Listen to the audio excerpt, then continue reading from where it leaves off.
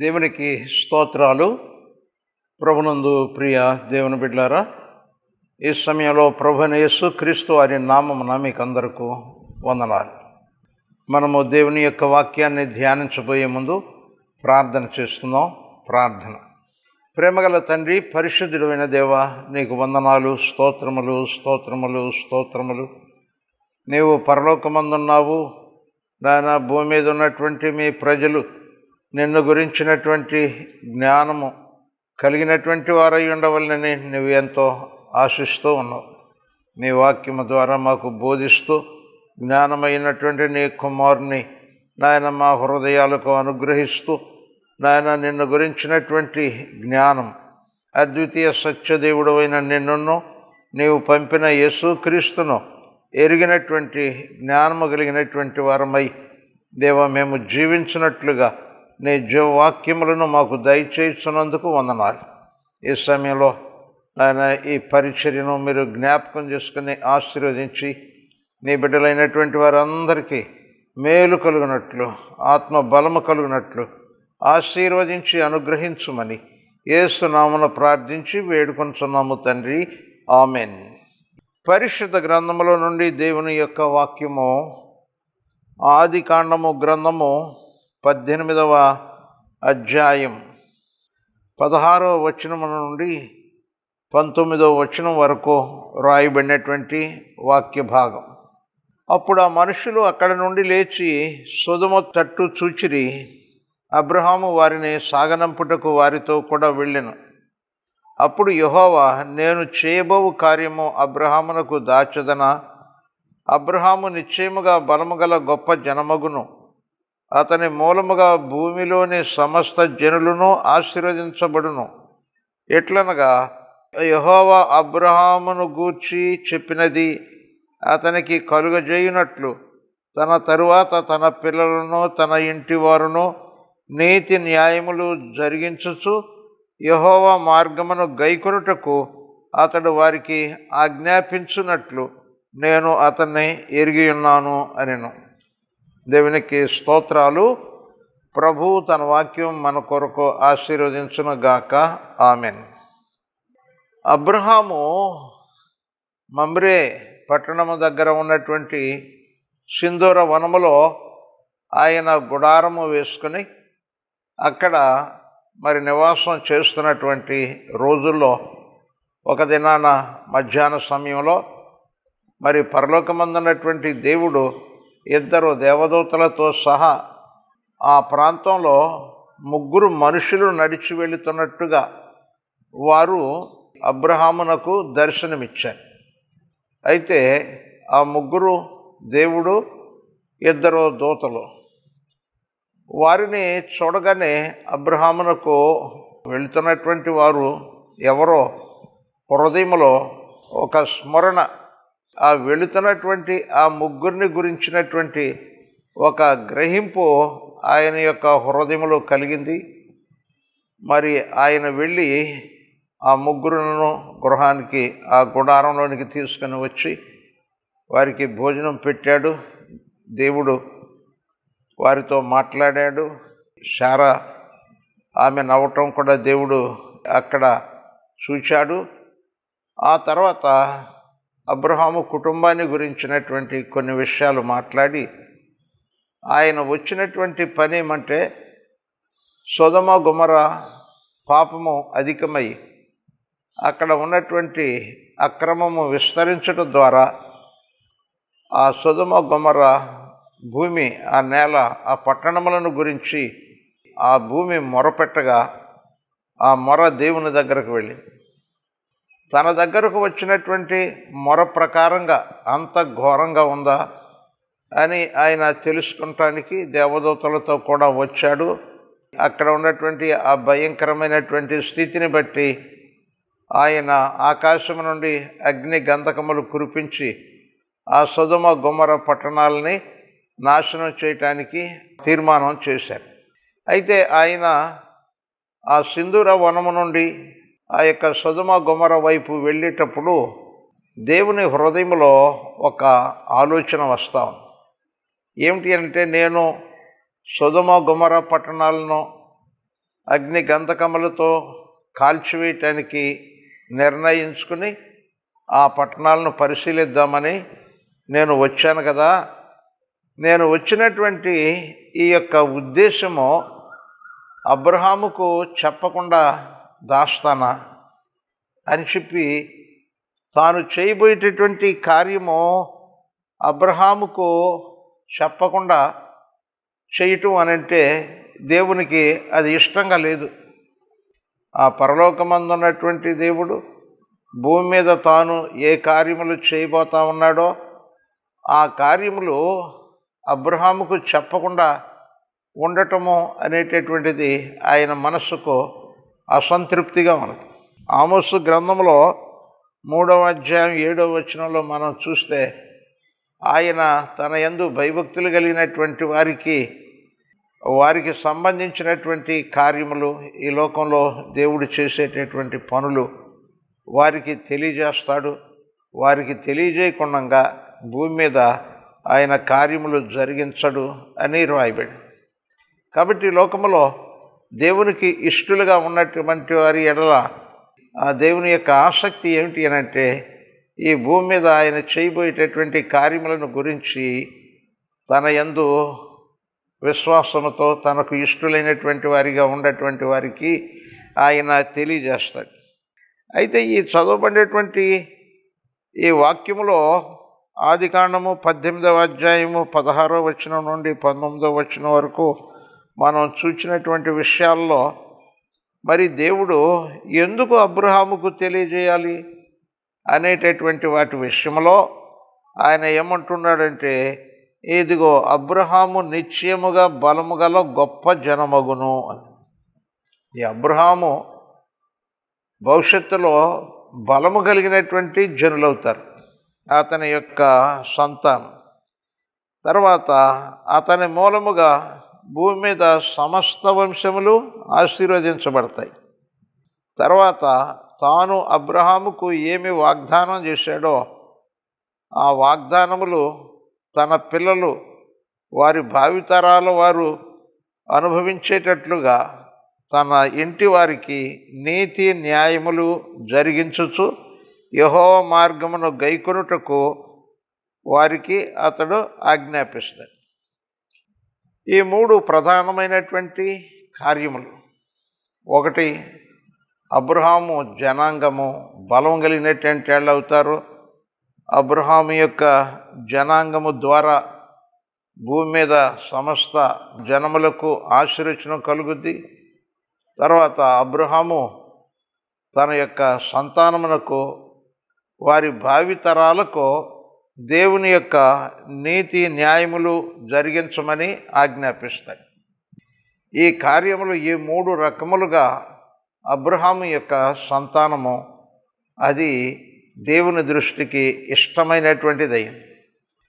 అందును బట్టి దేవుడు తాను చేయబోయేటటువంటి కార్యము అబ్రహాముకు తెలియచేయటానికి నిర్ణయించుకున్నాడు.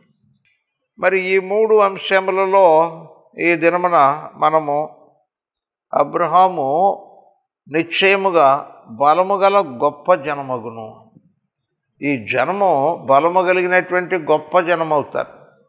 అబ్రహాము సంతానము అనంటే మరి ఈ లోకంలో మనుషులలో చూచినట్లయితే అబ్రహాము అతడు నీతిమంతుడు. మరి దేవుని చిత్తమును బట్టి ఈ లోకంలో నీతిమంతులుగా తీర్చబడినటువంటి ప్రతివారు కూడా వారు అబ్రహాము సంతానముగా వారు పరిగణింపబడతారు. దేవుని యందు విశ్వాసం ఉంచినటువంటి వారు నీతిమంతులుగా ఎంచబడతారో వారు అబ్రహామును పోలినటువంటి వారై దేవుని యొక్క వాక్యమును సంపూర్ణముగా విశ్వసించి ఆ యొక్క వాక్యానుసారంగా నడుస్తారు. ఆ వాగ్దానాలు తప్పక నెరవేరుతవి అని చెప్పి ఆ వాగ్దానాల సాఫల్యత కొరకు ఎదురు చూస్తూ ఉంటారు. ఇలాంటి హృదయము కలిగినటువంటి వారికి దేవుడు అంటున్నాడు బలము కలుగుద్ది. వారు బలము కలిగినటువంటి వారు అవుతారు. ఎందుకు అనంటే వారు బలమైనటువంటి దేవుణ్ణి కలిగినటువంటి వారు. వారు విశ్వసించినటువంటిది బలమైనటువంటి దేవుడు. ఆయనే దేవుడు. ఆ దైవ బలము అది అతీతమైనటువంటిది. అంత గొప్ప బలము కలిగినటువంటి దేవుని యొక్క ప్రజలు అబ్రహాము లాంటి విశ్వాసము, అబ్రహాము ఏ దేవుని యందు విశ్వాసం ఉంచాడో ఆ దేవుని యందు విశ్వాసం ఉంచినటువంటి వారందరూ కూడా బలము కలిగినటువంటి వారిగా, అనగా తాను బలవంతుడైనటువంటి దేవుడు తన బలము అలాగా విశ్వసించి తన జనముగా ఉన్నటువంటి వారికి, అబ్రహాముకు కలిగినటువంటి విశ్వాసము కలిగినటువంటి వారందరికీ దేవుడు తన బలమునిస్తాడు. కాబట్టి ఆ యొక్క మిర్యాము ఆ ఎర్ర సముద్రము పాయలైనప్పుడు వారు ఎర్ర సముద్రంలో నుంచి ఇశ్రాయేలీలంతా ఆ సీను అరణ్యము వైపునకు వచ్చినప్పుడు ఆమె తంబుర సితారాలను చేత పట్టుకుని నాట్యం చేస్తూ, ఎదుగో దేవుడు బలము కలిగి ఈ ప్రజలను విడిపించాడని, ఆయన బలము తన ప్రజలకు దయచేశాడు అని ఆమె ఎంతగానో దేవుణ్ణి స్తుతించింది. అంచేత దావీదు కూడా కీర్తనలో 21వ కీర్తన 1వ వచనంలో, తర్వాత 18వ కీర్తన 1వ వచనంలో ఆయన చెప్పినటువంటిది ఏమంటే, ఇదిగో ఆ దేవుడు బలము కలిగినటువంటి వాడు, ఆ దేవుని యందు విశ్వాసం ఉంచినటువంటి వారు బలము పొందుతారు అని చెప్పాడు. ఇంకా అపోస్తలుడైనటువంటి పౌలు ఫిలిప్పీలకు రాస్తూ 4వ అధ్యాయం 13వ వచనంలో, నన్ను బలపరచు వానిని బట్టి నేను సమస్తము చేయగలుగుతున్నాను అని చెప్తాడు. కాబట్టి లోకంలో బలపరిచేటటువంటి ఆయన ఒక గొప్ప కార్యాలు చేయటానికి, దేవుని పక్షంగా కార్యాలు చేయటానికి మరి బలపరిచేటటువంటి దేవుడు ఎవరు అనంటే, ఇదిగో ప్రభు అయినటువంటి యేసుక్రీస్తు. మనుషులు ఎంత బలహీనులైనప్పటికీ, వారికి సామాజిక స్థితి ఎంత బలహీనమైనది అయినప్పటికీ, దేవుణ్ణి యేసుక్రీస్తునందు విశ్వాసం ఉంచినటువంటి వారికి ఆయన ఏం చేస్తాడు అనంటే, ఆయనే బలపరిచి గొప్ప కార్యాలు చేస్తాడు. అదే అపోస్తలుడైనటువంటి పౌలు సాక్ష్యం చెప్తూ ఉంటాడు. నేను చేసేటటువంటి క్రియలలో, పనులలో, తాను చేయించినటువంటి పరిచర్యలో అనేక రకాలైనటువంటి ఆటంకాలని, ఎన్నో శోధనలు జయించుతూ ముందుకు సాగుతున్నాను అనంటే, ఒక ఆయన నన్ను బలపరుస్తున్నాడు. ఆయన ఎవరనగా ప్రభు అయినటువంటి యేసు. దినవృత్తాంతములు 2వ గ్రంథములో 16వ అధ్యాయం 9వ వచనంలో, తన ఎడల యథార్థ హృదయము గల వారిని బలపరచుటకై యెహోవా కనుదృష్టి లోకమంతటా సంచారము చేయుచున్నది. తన యందు యథార్థమైనటువంటి హృదయం ఎవరు కలిగి ఉంటారో వాళ్ళకి నా బలమిచ్చి, వారిని బలపరిచి, వారి కార్యములు సఫలమయ్యేటట్లు, వారి పక్షంగా నేనే యుద్ధం చేసి వారు జయము పొందేటట్లుగా, శత్రు బలము అది ఓడింపబడేటట్లుగా నేను సహాయం చేయాలి, నా బలమును అనుగ్రహించాలి అని చెప్పి దేవుని యొక్క కనుదృష్టి లోకమంతా సంచారం చేస్తాం. ఏ వ్యక్తి అయితే యథార్థ హృదయుడై దేవుని యందు భయభక్తులు కలిగి దేవునికి ఇష్టమైనటువంటి కార్యములు చేయటానికి మరి సిద్ధపడినటువంటి వానిగా ఉంటాడో వానికి దేవుడే తన బలం ఇస్తాడు. ఒక రోజున దావీదు అనేటటువంటి బాలుడు మరి దేవుని గురించి రోషము కలిగినటువంటి వాడై, సున్నతి లేనటువంటి ఆ యొక్క ఫిలిస్తీయుడు జీవము కలిగినటువంటి దేవుని సైన్యాన్ని తిరస్కరిస్తూ ఉంటుంటే, అతడు తన హృదయంలో మరి దానిని సహించలేకపోయాడు. అందుచేత దేవుడు ఆయనే నాకు బలం ఇస్తాడు, నాకు సహాయం చేస్తాడు.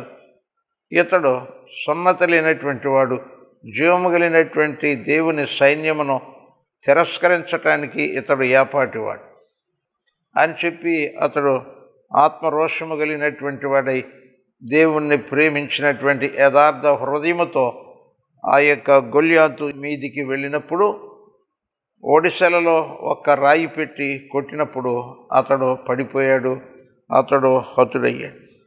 కాబట్టి ప్రభునందు ప్రియ దేవుని బిడ్డలారా, ఏదిగో దేవుడు యథార్థ హృదయములు కలిగినటువంటి వారిని, తనను గురించి ఆత్మీయ ఆసక్తి కలిగినటువంటి వారిని బలపరచడానికి ఆయన యొక్క కనుదృష్టి లోకమంతా సంచారం చేస్తాడు.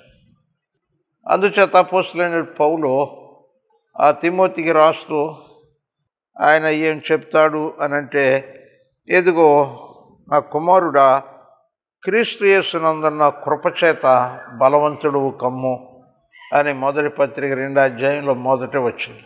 ఆయన కృప చూపుతాడు. మానవుడు యథార్థ హృదయం కలిగినటువంటి వాడై అతడు దేవుని నీతి న్యాయములను ప్రేమించి జరిగించేటటువంటి వానిగా ఉండి అతడు తన పరిశుద్ధతను కాపాడుకుంటూ దేవుని పక్షంగా సాతాను సైన్యమును, సాతాను యొక్క విధానాలను జయించాలి అనే ఆసక్తి కలిగినటువంటి వారికి దేవుడు తన కృపను అనుగ్రహించి ఆయన ఏం చేస్తాడు అనంటే తన యొక్క బలమును వారికి ఇస్తాడు. మరి ఇలాంటి నడవడిక ఎవరికి ఉంటుంది అంటే అబ్రహాము జనాంగానికి ఉంటుంది. అబ్రహాము ఏ దేవుని యందు విశ్వాసం ఉంచాడో, ఏ దేవుని యొక్క నిబంధనలు, కట్టడలు, ఆజ్ఞలను నెరవేరుస్తూ ఆ దేవునికి ఇష్టడుగా తన యొక్క జనాంగంలో దేవుని వాగ్దానాలు నెరవేరేటట్లుగా శ్రద్ధ కలిగినటువంటి వానిగా, దేవునికి ఇష్టడుగా, దేవునికి స్నేహితుడుగా అబ్రహాముకు దేవుడు తాను చేయదలిచినటువంటి కార్యములను కూడా అతనికి తెలియజేయాలి అనేటటువంటి అంత ఆప్తుడుగా ఉన్నాడు. ప్రభునందు విశ్వాసం ఉంచినటువంటి వారు బలము కలిగినటువంటి విశ్వాసులుగా ఉండాలి. దేవుని యొక్క పరిచర్య చేసేటటువంటి దైవజనులు కానీ, దైవజనురాండ్రు కానీ, ఆ ప్రభునందు విశ్వాసం ఉంచినటువంటి విశ్వాసులు కానీ, నేను యేసుక్రీస్తునందు విశ్వాసం ఉంచాను అని చెప్పుకున్నటువంటి వాళ్ళకి ఒక బలం ఉండాలి. ఆ బలం వారికి ఎలా వస్తుందంటే దేవుడు వారి హృదయంలో ఉండాలి, వారి జీవితంలో ఉండాలి. మీ దేహము దేవుని చేత అనుగ్రహింపబడి మీలోనున్న పరిశుద్ధాత్మకు ఆలయమై ఉన్నదని మీరు ఎరుగరా? మీలో ఉన్నవాడు లోకములో ఉన్నవాని కంటే గొప్పవాడు, కనుక మీరు వారిని జయిస్తారు అని. కాబట్టి ఆ దేవుణ్ణి మన హృదయంలో కలిగి ఉండి, మనము ఆయనలో ఉండి, క్రీస్తు యేసునందుండి మన జీవితంలో ఆయన యొక్క సహవాసంలో ఆయన చేత బలపరచబడి నడిపింపబడేటటువంటి రీతిగా దేవుణ్ణి కలిగినటువంటి వారిగా ఉంటే, ప్రియ సహోదరుడు, సహోదరి, యేసు ప్రభువు వారు చెప్పాడు, ఇదిగో మీరు గొప్ప కార్యాలు చేస్తారు. ఇంకా ఆయన ఏమన్నారు? నాకంటే గొప్ప కార్యములను మీరు చేస్తారు అని చెప్పాడు. తర్వాత మన బలమునకు ఆధారము మరి ప్రభు అయినటువంటి యేసుక్రీస్తునందలి విశ్వాసం.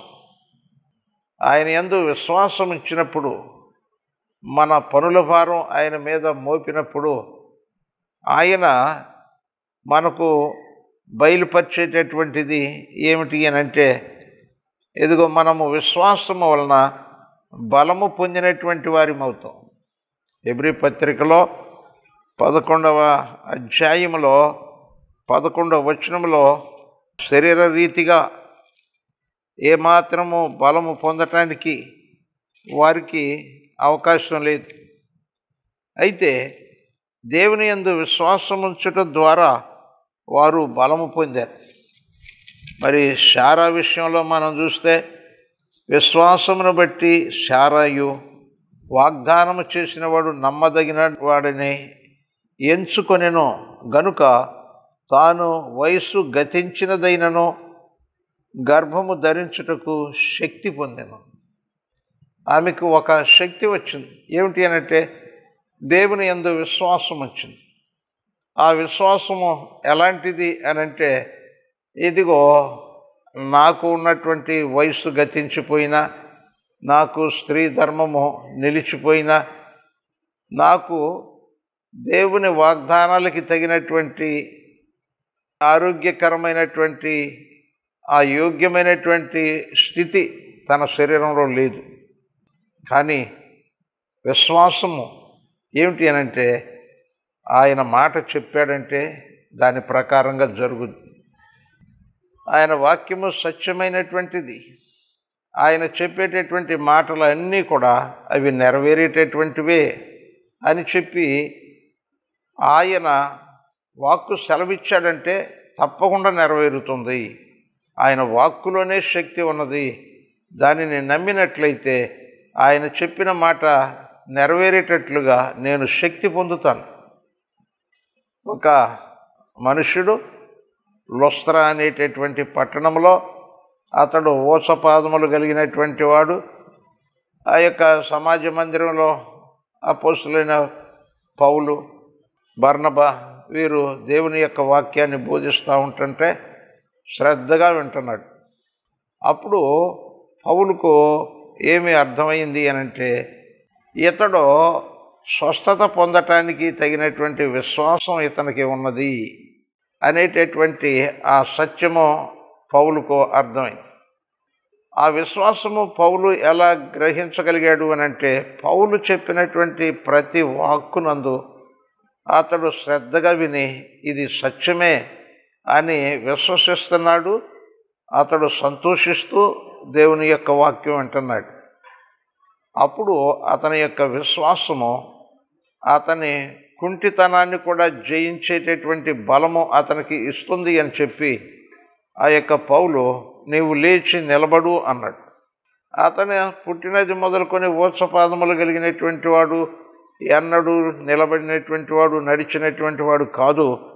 కానీ అతడు దిగును లేచాడు, నిలబడ్డాడు, గంతులు వేస్తూ దేవుణ్ణి స్తుతించి ఎదుగో ఆ బలము పొందాడు. కుంటితనమును జయించేటటువంటి బలము పొందాడు. ప్రభునందు ప్రియ దేవుని బిడ్డలారా, యేసు ప్రభువారు చెప్పాడు, ఇదిగో మీలో ఆవగింజంత విశ్వాసము ఉంటే ఈ కొండను లేచి సముద్రంలో పడమంటే పడొద్దన్నాడు. కొండను లేపాలి అనంటే ఎంత బలం కావాలి?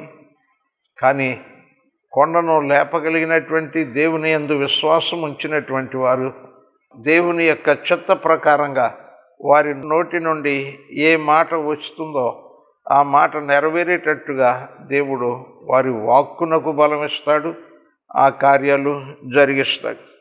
కనుక మనము దేవుని యందు విశ్వాసము కలిగినటువంటి వారిగా ఉండాలి. అల్ప విశ్వాసముతో మనము ఉండినట్లయితే మనము పేతురు వలె ఆ సముద్రం మీద నడవటం ప్రారంభించినట్టుగా ఉంటుంది. తర్వాత విశ్వాసం తగ్గిపోయేటప్పటికీ, ఆ యొక్క దిక్కులు చూసి భయం కలిగేటప్పటికీ విశ్వాసము తగ్గిపోద్ది. తర్వాత వారు ఆ సముద్రంలో పేతురు మునిగినట్టుగా వారు విశ్వాస యాత్రను కొనసాగించేటటువంటి శక్తి కలిగినటువంటి వారిగా ఉండలేదు. అందుచేత ప్రభునందు విశ్వాసము అది మనకి గొప్ప బలమును ఇస్తూ ఉంటుంది. తర్వాత దేవుడు తన యొక్క వాక్యమునందు ఆయన బలము ఉంచాడు. దేవుని యొక్క వాక్యము అది సజీవమైనటువంటిది, రెండంచులు కలిగినటువంటి ఎటువంటి ఖడ్గము కంటెనో వాడిగా ఉండి ప్రాణమును ఆత్మను కీళ్లను మూలుగను విభజించినంత మట్టుకు దూరుచు హృదయం యొక్క తలంపులను ఆలోచనలను శోధించుచున్నది. దేవుని వాక్యము సజీవమైనటువంటిది, అది బలం కలిగినది. దేవుని వాక్యములో జీవమున్నది. ఆ జీవవాక్యం ఏం చేస్తుందంటే దానికి ఉన్నటువంటి బలమును బట్టి ఎదుగో శత్రువును జయించేటటువంటి ఆ శక్తి కలిగినది. యేసుక్రీస్తు ప్రభువారు సాతానుని జయించినప్పుడు ఆయన దేవుని యొక్క వాక్యములను ఆయన ప్రస్తావించాడు. మనుష్యుడు రొట్టె వలన మాత్రము కాదు, దేవుని నోట నుండి వచ్చు ప్రతి మాట వలన జీవిస్తాడు అన్నటువంటి మాట చెప్పినప్పుడు సాతానుడు ఆయన్ను ఆకలి తీర్చుకునేటందుకు దేవుని యొక్క చిత్తమును మీరేటట్టుగా ప్రేరేపిస్తూ ఉంటుంటే ఆ సాతానుడి యొక్క బలమును, సాతానుడి యొక్క సలహాను మరి యేసు ప్రభు వారు వాక్యము ద్వారా 3 సార్లు జయించాడు. కనుక దేవుని యొక్క వాక్యము మనము కంటత పెట్టి దేవుని వాక్యానుసారంగా మనం జీవిస్తూ ఉంటుంటే దేవుని బలము మనలో ఉంటుంది. అయితే సాతానుడు ఏం చేస్తూ ఉంటాడు అని అంటే మనలను గమనిస్తూ ఉంటాడు. వీని బలము ఎక్కడ ఉన్నది, ఈయన బలానికి రహస్యం ఏమిటి తెలుసుకుందాము అని చెప్పి దెలీలా సంసోనును శోధించినట్లుగా దేవుడు అనుగ్రహించినటువంటి బలమును పోగొట్టుకోవాలని ప్రయత్నం చేసేటట్టుగా లోకము శోధిస్తాం. అయితే దేవుని నుండి ఎడమ చేయటానికి ఏది మనకు ఎదురవుతా ఉన్నదో దానిని వెంటనే విడిచిపెట్టాలి. పారసీకుల కాలంలో, రాజైనటువంటి దర్యావేషు కాలంలో ఆ యొక్క బబులోను అధికారులు దానియేలు ఎలా మంచి అభిమానం కలిగినటువంటి వానిగా రాజుగారు ఉండేటట్టు ఇతడు జ్ఞానవంతుడిగా వారికి ఇష్టడుగా ఉంటున్నాడు. అందుచేత ఇతడు ఏ పని చేస్తే ఆ యొక్క ఇష్టాన్ని పోగొట్టుకుంటాడు, ఏ పని చేస్తే తన బలాన్ని పోగొట్టుకుంటాడు, ఏ పని చేస్తే అతడు నీతి న్యాయములను జరిగించకుండా అతడు ఓడిపోతాడు అని చెప్పి వారు ప్రయత్నం చేశారో అప్పుడు వారు తెలుసుకున్నారు ఏమిటంటే దేవుని విషయంలో తప్ప ఇతని యందు మనము తప్పు ఏది పట్టలేం. కాబట్టి దేవుని మార్గాన్ని మీరేటట్టు, దేవుని క్రమాన్ని మీరేటట్టు చేసామా, ఇతని జ్ఞానము, ఇతని ఎడల రాజుల యొక్క అభిమానము, ఇతనికి ఉన్నటువంటి ఉన్నతమైనటువంటి స్థితి ఇవన్నీ పోతాయి అని చెప్పి దేవునికి ప్రార్థన చేయకుండా ఉండేటట్టుగా 1 నెల రోజులు రాజుకు తప్ప ఎవరికి ప్రార్థన చేయకూడదని శాసనం పుట్టించారు. అయినప్పటికీ ఈయన బలము కలిగినటువంటి వాడు. దానికి కారణం ఏంటి అని అంటే తమ దేవుని ఎరుగువారు బలము కలిగి గొప్ప కార్యాలు చేస్తారని మరి దానియేలు గ్రంథంలో మనం చూస్తూ ఉంటాం. అలాగా దేవుణ్ణి ఎరిగినటువంటి ఆయన గనుక, ఆయన బలమునకు ఆధారం గనుక ఆయన ఎడల ఉన్నటువంటి భక్తి విశ్వాసాలు విడిచిపెట్టడానికి ఆయన ఇష్టపడలేదు. చివరికి ఆయన్ను సింహాల బోనులో వేసినప్పటికీ పరలోకమందున్నటువంటి దేవుడు తన దూతను పంపి సింహముల నోరులు మూయించాడు. ఎదుగో ఆ దానియేలుకు గొప్ప జయమునిచ్చాడు. ప్రియ సహోదరుడ సహోదరి, ఈ లోకములో ఈ యొక్క నమ్మదగినటువంటి దేవుని యందు విశ్వాసం ఉంచటం, ఆ దేవుణ్ణి కలిగి ఉండటం, ఆయన వాక్యానుసారంగా జీవించటం, ఆయన ఇచ్చినటువంటి ఆ గొప్ప దైవ బలమును, గొప్ప రక్షణను కాపాడుకుంటూ ఉండటం, అది మన జీవితమునకు ఎంతో ఆధారం. దేవునికి స్తోత్రాలు. ప్రభువు తన వాక్యం మన కొరకు ఆశీర్వదించును గాక. ఆమెన్. ప్రార్థించండి. జీవము కలిగిన తండ్రి, పరిశుద్ధుడా, మీకు స్తోత్రాలు. ఈ లోకంలో మోసగాడైనటువంటి సాతానుడు ఆది పురుషుడైనటువంటి ఆదాము అతని భార్య అవ్వలను మోసగించినటువంటి రీతిగా ఈ దినములలో కూడా నాయన మోసగించి దేవుని సహవాసం కోల్పోయేటట్లు, దేవుని ఆజ్ఞలు మీరేటట్లు, సాతానుడిని జయించేటటువంటి శక్తి లేని వారి వలె మారిపోయేటట్లుగా చివరికి ఏర్పరచబడినటువంటి వారిని కూడా ఓడించడానికి ప్రయత్నం చేస్తున్నటువంటి ఈ దినములలో నాయన నీ కృపను బట్టి నీ యొక్క బలము చేత అట్టి సాతానుడి యొక్క ఎత్తుగడలను, అతని యొక్క కుయుక్తులను జయించగలిగేటట్లుగా ఆత్మజ్ఞానము మాకు దయచేయండి. బలమైనటువంటి దేవ, మీరు మాలో ఉండి మమ్మలను బలపరిచి సాతానుడు శత్రువు యొక్క తంత్రములను ఎదిరించి ఓడించగలిగేటటువంటి జీవితమును మాకు దయచేయండి. యేసు నామమున ప్రార్థించి వేడుకొనుచున్నాము తండ్రి. ఆమెన్.